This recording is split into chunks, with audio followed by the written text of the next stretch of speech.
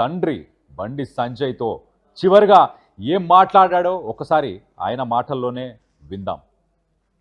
బాగుండాలని కోరుకున్నా.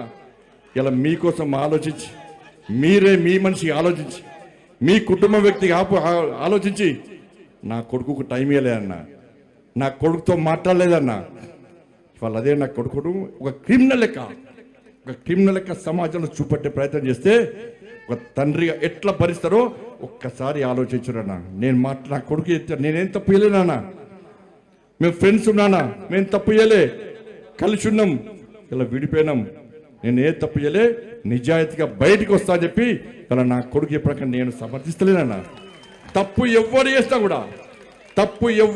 కూడా నా కొడుకైనా సరే ఎవడైనా సరే చట్టం ముందు సమానులే. నా కొడుకు తప్పు చేస్తే తప్పకుండా నా కొడుకు శిక్ష 100% పడాల్సిందే. ఇలా నా కొడుకు ఒక రకమైన చట్టం, ఇంకో వ్యక్తికి ఇంకో రకమైన చట్టం ఉండాలని కోరుకునే వ్యక్తి బండి సంజయ్ గారు. సమాజంలో చట్టం ఎవరికి చుట్టం కాదు, సమాజంలో చట్టం అందరికీ సమానమైన విషయాన్ని ఇవాళ నేను స్పష్టం చేస్తున్నానా. ఇవాళ నేను ఎట్లా వెళ్ళినో, నేను ఏ దారిలో వెళ్ళినో అదే దారిలో నా భార్య వస్తుందని ఇప్పుడు మీకు అందరూ తెలుసు అన్న. నేను మళ్ళీ ఈ నీళ్ళతో మళ్ళీ కంటెంట్ అంటారు, అదో బాధ. మళ్ళీ ఏమి నాకు కంటెంట్ కాదన్నది. ఇవాళ నేను ఎట్లా పోతున్నాను మీకు మామూలుగా తెలుసు.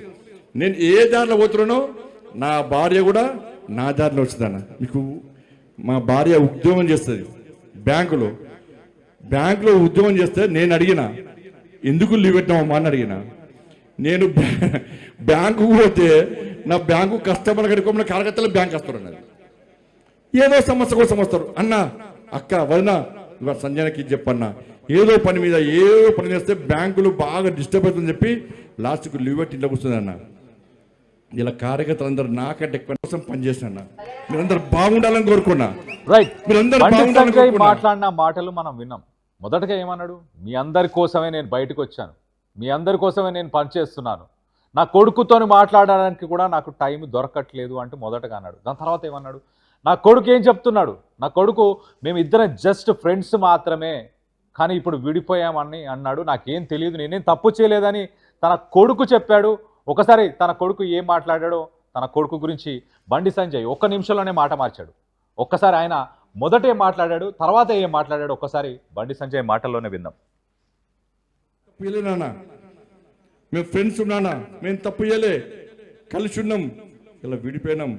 నేను ఏ తప్పు చేయలే, నిజాయితీగా బయటికి వస్తా అని చెప్పి ఇలా నా కొడుకు ఎప్పటికన్నా నేనేం తప్పు చేయలేనా? మేము ఫ్రెండ్స్ ఉన్నానా. ఇప్పుడు దేశమంతా బండి సంజయ్ కొడుకు గురించే మాట్లాడుకుంటుంది.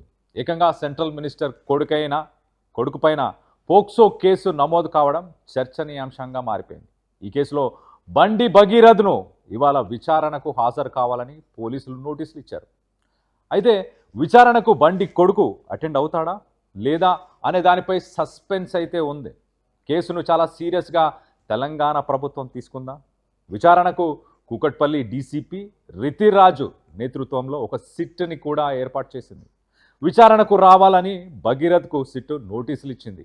బండి భగీరథ్ అందుబాటులో లేకపోవడంతో కరీంనగర్లోని అతని మేనమామ వంశీకృష్ణకు పోలీసులు నోటీసులను అందజేశారు. మరి భగీరథ్ ఇవాళ విచారణకు హాజరవుతే ముందుగా